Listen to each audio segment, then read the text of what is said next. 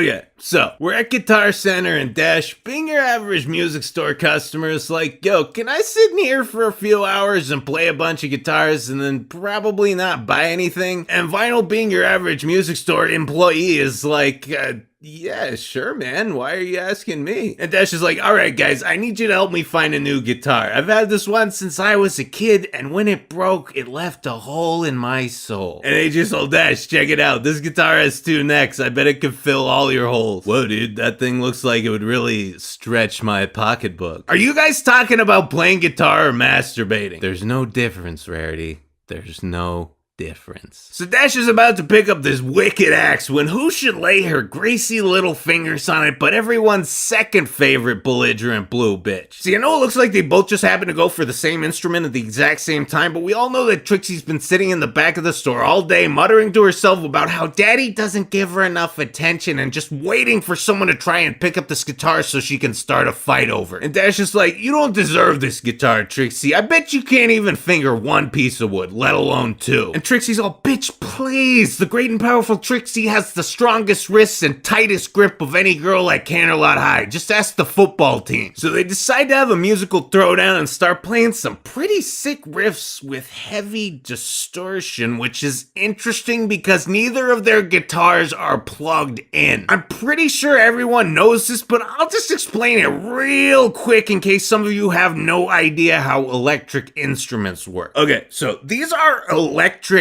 guitars. They don't have a hollow body like acoustic instruments do that allows the sound to resonate and become audible in any meaningful way. So they have these little magnetic doohickeys called pickups, which, surprise, pick up the string vibrations and then send that signal through a cable to an amplifier, which is where the sound actually comes out. If you don't have the guitar plugged into said amplifier, it barely makes a detectable noise, let alone the kind of overdriven hard rock crunch that Dash and Trixie are producing right now. Just a little lesson for you there, purely for your benefit. It's not like this bothers me or anything.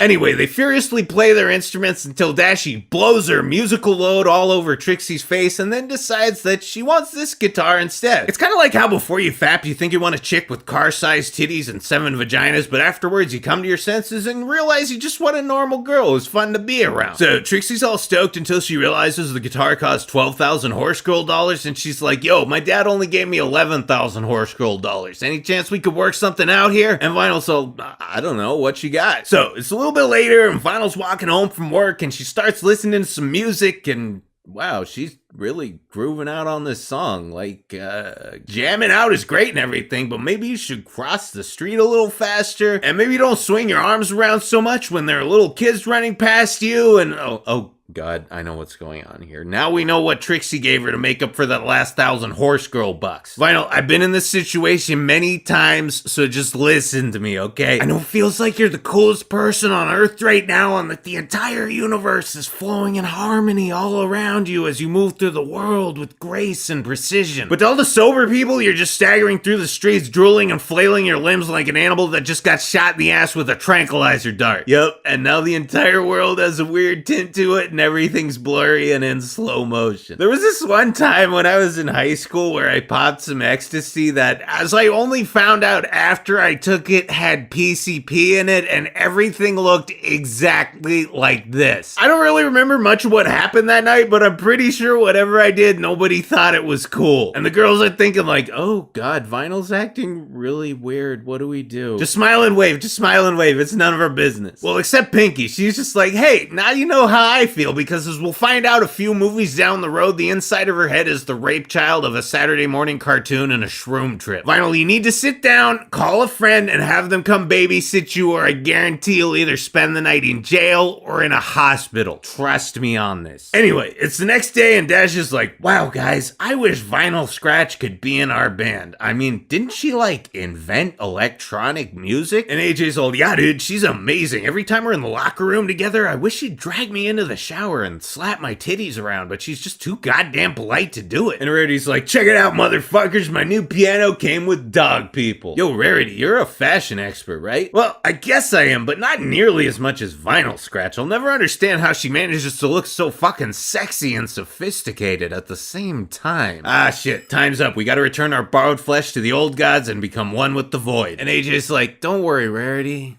There's no pain in nothingness.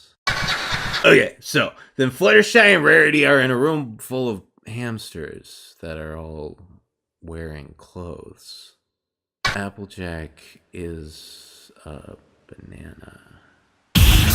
It's 20 years in the future, and the Rainbooms are the world's most popular and beloved supergroup. Twilight Sparkle has long ago absconded from her throne in Equestria to pursue her career as an international pop star in Humanland. Rarity is a worldwide fashion icon, and Fluttershy is considered the Jimi Hendrix of the tambourine. But the true star of the band is their DJ Vinyl Scratch, inventor of all genres of electronic music and widely believed to be the most well-laid person in world history. She's been unanimously voted the sexiest woman alive 20 years in a row by the entire human race with 100%. Anyway, it's actually the next day and Dash is like, okay guys, Vinyl had an accident, so we're gonna put a band together and throw a benefit concert to help pay for treatment. Oh god, what did she take this time? The doctor said they never seen anything like it. MDMA, benzos, ketamine, oxy, a bunch of other stuff I can't remember, even a little bit of cough syrup for good measure.